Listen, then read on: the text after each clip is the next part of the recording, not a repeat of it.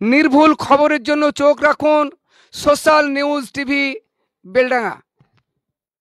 প্রিয় দর্শক, আপনারা জানেন বেলডাঙ্গা ছুতুরপাড়াতে আল্লাহর নামে গালি দেওয়াকে কেন্দ্র করে একটি প্রদর্শিত হয়েছিল লাইটিংয়ে।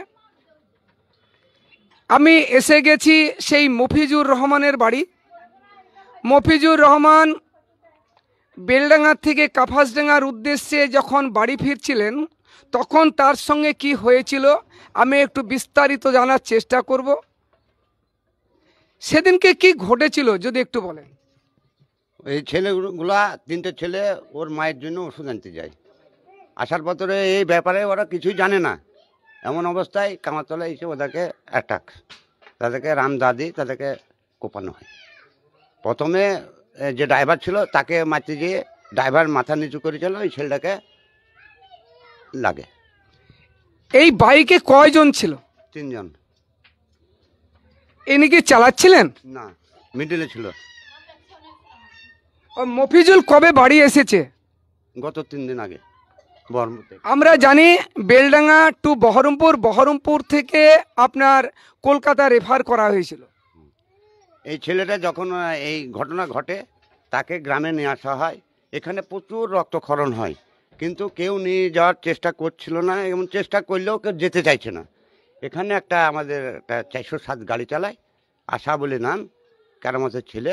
সে কিন্তু নির্ভয়ে আমার যা হবে হবে, আমি বহরমপুর নিয়ে যাব। যা হোক, ও বেলডাঙ্গা, তারপর বহরমপুরে কদিন থাকার পর ওকে দাঁতের এই যে পার্টি, ওখানে ওষুধ আছে বলে ওকে ডেন্টাল হাসপাতাল, ওখানে পাঠিয়ে দেয়। এই গত 3 দিন হলো এখানে বাড়ি এসছে। উনি কি খাওয়া দাওয়া করতে পারছেন? না, ও লিকুইড খাবার কোনো রকমে পাইপ দিয়ে খাচ্ছে। মফিজুল কোনো রকম ভাবে কথা বলার উপায় নেই, তবে ইশারায় যদি একটু কিছু বলে তো আমি একটু চেষ্টা করব।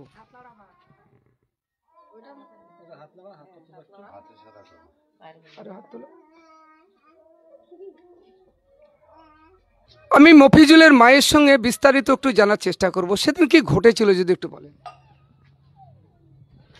আমার ছেলে আমার লেগিন বেলডাঙ্গাতে ওষুধ আনতে গিয়েছিল, মহিষের হাটের মুখের ওইখানে।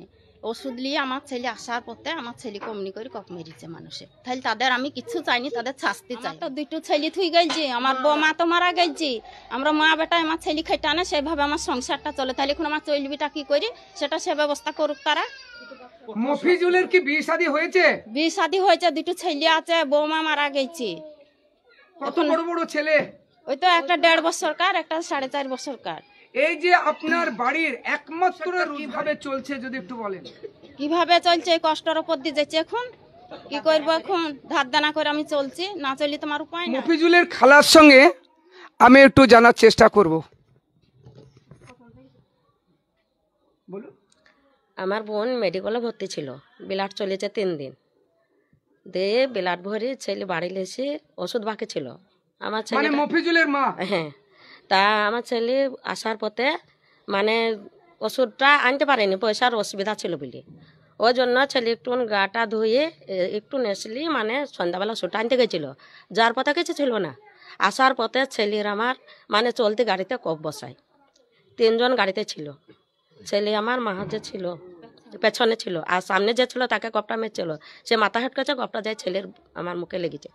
ছেলের মুখে লাগার অবধি ছেলে সেখানে না ওয়ার্ড করে, মানে 3 জন যেতে পড়ে যায়, তার লেগে ওই জন্য ছেলে সেখানে না বলি খানিক জায়গা গেছে বুঝেছে। খানিক জায়গা গেছে ছেলের একবার ভরভর করে রক্ত যখন না চাল করে তখনই ধরেন ওখানকার পাড়ার অনেক কিছু মেয়েরা বেরিয়ে এসে তখন লাশ পড়ে আছে। আর অমনি ধরেন সে মুখ বেঁধে দেয়, মানে ছেলে 20 লাশে গ্রামে, ওধারে কোনো রাস্তা নাই যাওয়া। দিয়ে গ্রামে 20 লাশার পর তখন তাই এরুলি যাবে সেরুলি যাবে। গ্রামে একটা ডাক্তার এখানে বললেও তো বললো ওখানে আমি পারবো না, ছেলের অবস্থা যাই খারাপ। এবারে রক্ত তো ফাড়া ফুটছে। দিয়ে তারপর সে ছেলে অনেকক্ষণ 3 ঘন্টা ছেলের ব্লাড বেরিয়ে গেছে। তা সেই ধরেন সেই মুহূর্তে একটা হাতে গাড়ি পাওয়া গেল, সেই জানে রিক্স নিয়ে ধরেন ছেলে নিয়ে চলে গেল বেলডাঙ্গা হসপিটাল। বেলডাঙ্গা থেকে থানা থেকে দিয়েছেন ধরেন বহরমপুরে 4 দিন ভর্তি থাকার অবধি। তখন তাই দিলে কলকাতা ট্রান্সফার করলো। যারা মার্ডার করছে তাদের অ্যারেস্ট চাই। 7 জন না কজন হয়েছে, 1 জন অ্যারেস্ট হয়েছে। এখনো 6 জন কোথায় আছে লুকিয়ে। এইটু নিয়ে আমাদের রুচি পুচি, সংসারে কেউ নেই। সংসারে কেউ নাই, দুটো বাচ্চা, বউ মারা গেছে, সিজার করতে যাই ওই মা টুনকালি ওইরকম নি খায়, এখনো ও ছেলে বিয়ে সাথে দেয়নি। তাহলে ও তো চাই আমরা এখন মাননীয় মুখ্যমন্ত্রী মমতা ব্যানার্জির কাছে আপনি কি আহ্বান করছেন, কি দাবি রাখছেন? আমরা ছেলে সুস্থ চাই, অথচ ছেলের ফ্যামিলি কিভাবে গড়ে উঠবে, কিভাবে চলবে, কিভাবে ওই দুটো মাওড়া আছে কি করে আমরা মানুষ করব, পড়াবো, খাওয়াবো, যেটা ইনকাম সেটাই তো শেষ।